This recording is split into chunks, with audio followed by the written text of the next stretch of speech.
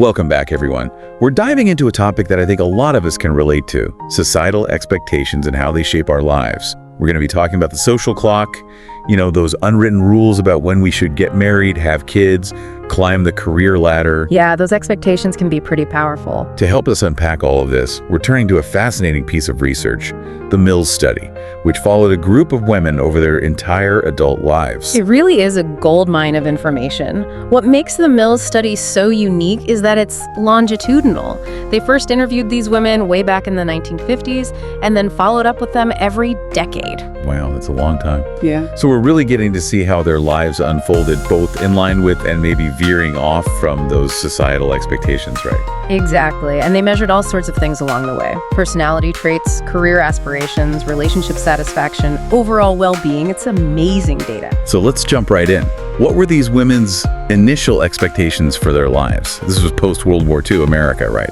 A time when those traditional roles were still very much the norm. Absolutely. In their early 20s, most of these women envisioned a pretty predictable path: marriage, motherhood, maybe some part-time work before becoming homemakers. It's interesting, though, many of them thought they'd have larger families, averaging around 4 children. 4 kids. Wow, that's a lot. But life, as we all know, has a way of throwing curveballs and changing our plans. Did their reality actually line up with those early expectations? Not entirely, no. While many did marry pretty soon after graduation, the average number of children they actually had was closer to 2. Significantly fewer than they initially thought. That right there suggests that those societal expectations, while definitely influential, aren't the only thing shaping our choices. You got it. And it's not just about the numbers, it's also about how their perspectives on marriage and family evolved as they went through these unexpected twists and turns. Okay, so let's talk marriage. We know most of them were married by their late 20s. Did they all view this milestone in the same way? Oh, not at all. The researchers actually identified 4 distinct viewpoints on how marriage impacted their lives. 4. Okay, I'm intrigued. Tell me more. So the first perspective they called life anchor.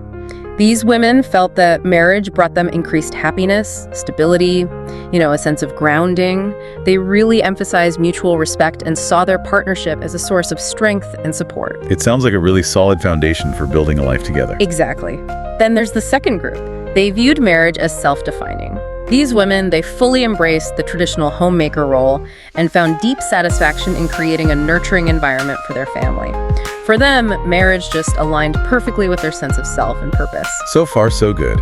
But I have a hunch it's not all sunshine and roses. What about the women who didn't have such a rosy view of married life? Right. Well, that brings us to the third perspective, self-limiting. These women, they felt constrained by marriage. Often they had to make career sacrifices that they later regretted.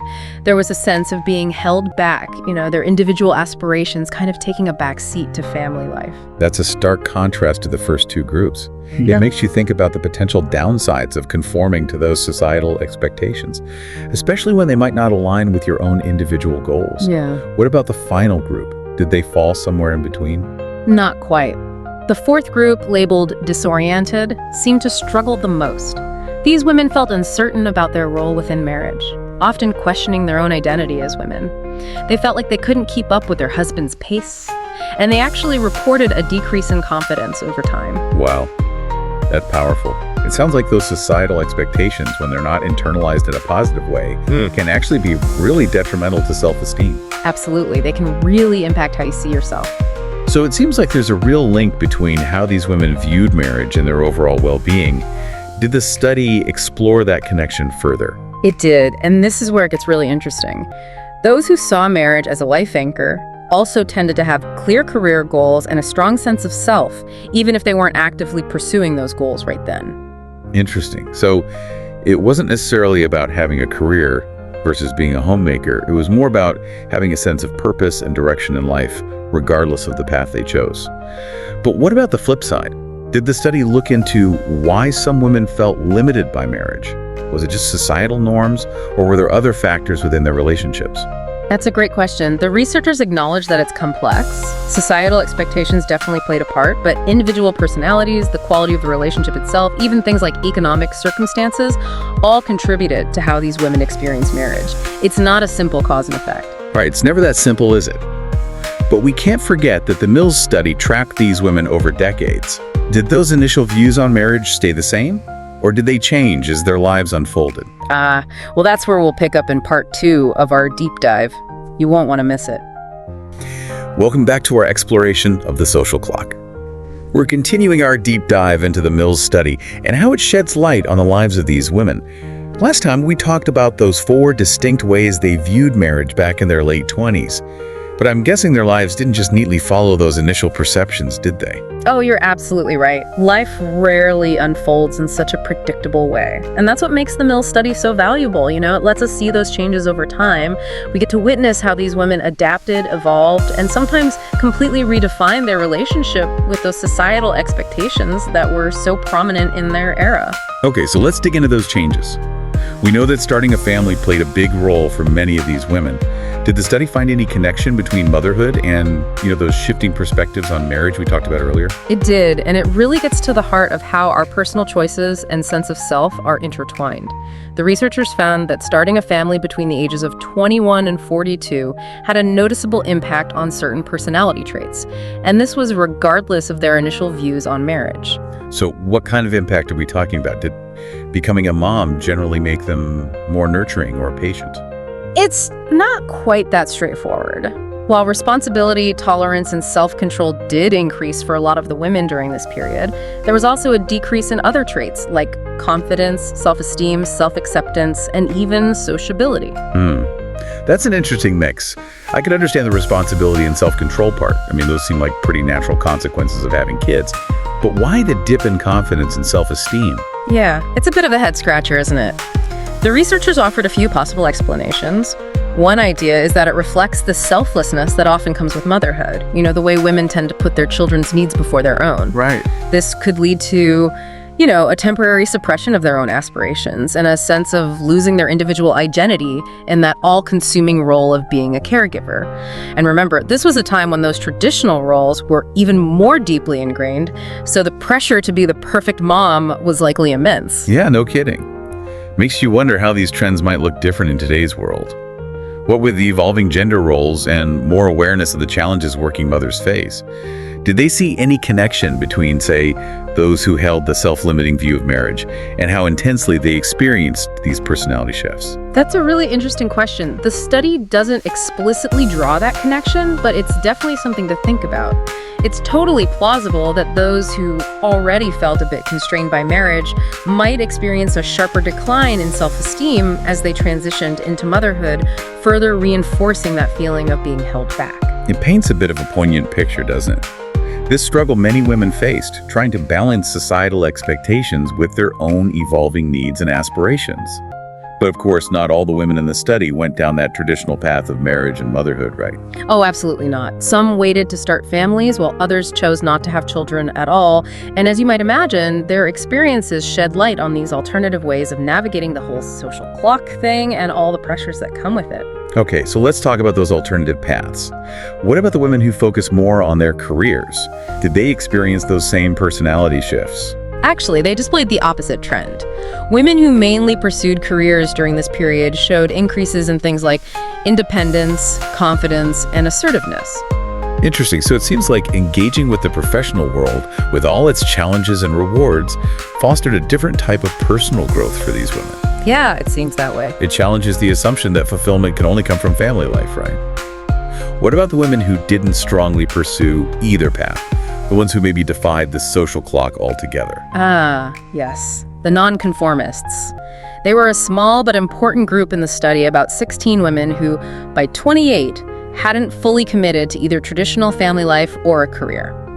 Interestingly, they actually scored lower on measures of what the researchers called inner strength, almost like society didn't quite know what to make of them.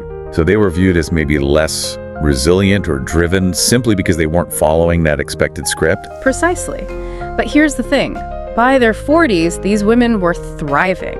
They'd adapted incredibly well, and according to the researchers, this was partly due to the reduced societal pressure they faced because they weren't adhering to that traditional timeline. It sounds like they were able to create their own definition of success, free from those constant expectations about marriage and motherhood. Exactly.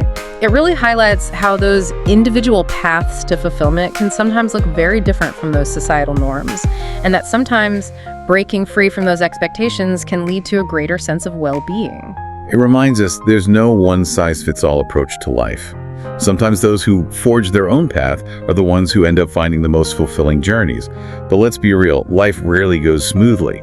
Were there any major life events that kind of shook things up for these women, forcing them to reevaluate their choices and priorities? Absolutely. Divorce, for example, played a big role in the lives of a lot of these women. By 35, around 20% had gone through a divorce, and that number climbed to over a third by the time they were 43. Wow, that's a pretty significant portion of the group. It must have been a pretty tumultuous experience for many of them, especially back then when divorce carried such a stigma. Did the researchers look into the impact this had on their lives? They did, and it's fascinating. What they found is that post-divorce, many of these women reported a decreased emphasis on those societal pressures and a renewed focus on building an independent sense of self. It's like they used that difficult experience as a springboard for self-discovery. Exactly. It shows the resilience of the human spirit and this amazing ability to redefine ourselves, even in the face of really tough challenges. So divorce, while definitely a painful chapter for many, could also be a catalyst for positive change. But were there any other turning points in their lives, maybe less disruptive, but equally impactful? There was one in particular that stood out. The researchers called it the awakening. Around 35, a lot of the women, regardless of their marital status or career choices, went through a pretty profound shift in perspective. The awakening. That sounds intense. Did they all suddenly become enlightened beings or something? Not quite. It was more like a realization, you know? A sudden awareness that for years they had been putting their own needs and desires on hold, prioritizing family or just conforming to those societal expectations. So a moment of reckoning. They realized they had been living for others and neglecting their own dreams and aspirations. Exactly. And this realization often led to a wave of reevaluation. They made a conscious effort to reclaim their individuality and explore those untapped potentials. It's like they were finally giving themselves permission to blossom. Did this actually translate into real-life changes? Oh, absolutely. Some decided to go back to school, others pursued new careers, and some finally gave themselves the space to explore those creative pursuits they'd put on hold. It was a time of real exploration and self-discovery. It shows that it's never too late to tap into your own potential, no matter your age or what's happened in the past. It's a good reminder that it's never too late to rediscover ourselves and pursue our passions. But as we know, time keeps moving forward. Did the Mills study track these women as they got into midlife and beyond? Were there any noticeable changes in their personalities or priorities as they aged? Yes, they did. And what they found challenges some of our assumptions about aging, particularly when it comes to women. Welcome back. It's time for the final part of our deep dive into the Mills study. We've been on quite a journey, haven't we? Tracing these women's lives as they navigated societal expectations, relationships, careers, and all those unexpected turns life throws our way. Now, I'm really curious to hear what this study reveals about their experiences in midlife and beyond.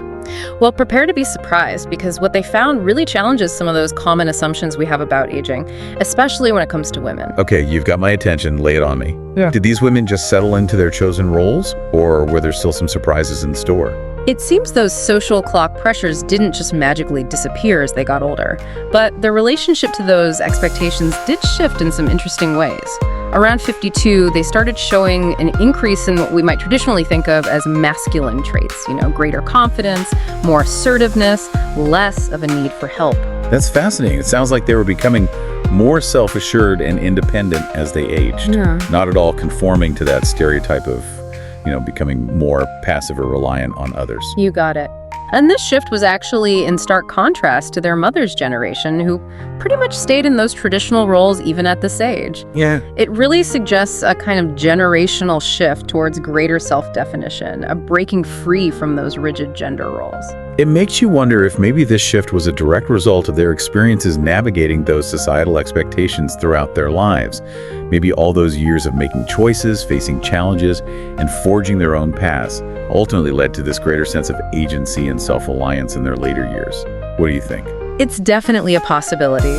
Remember, a lot of these women experienced that awakening in their mid-30s, that realization that they'd been putting their own needs on the back burner. That shift in perspective, coupled with all their diverse life experiences, could definitely have set the stage for a more confident and self-directed approach to aging. It's a really powerful message, isn't it? Aging, especially for women, doesn't have to be about shrinking back or conforming. It can be a time of continued growth, self-discovery, and embracing your own power. Did the study continue to follow them as they got even older, into their 60s and 70s? It did.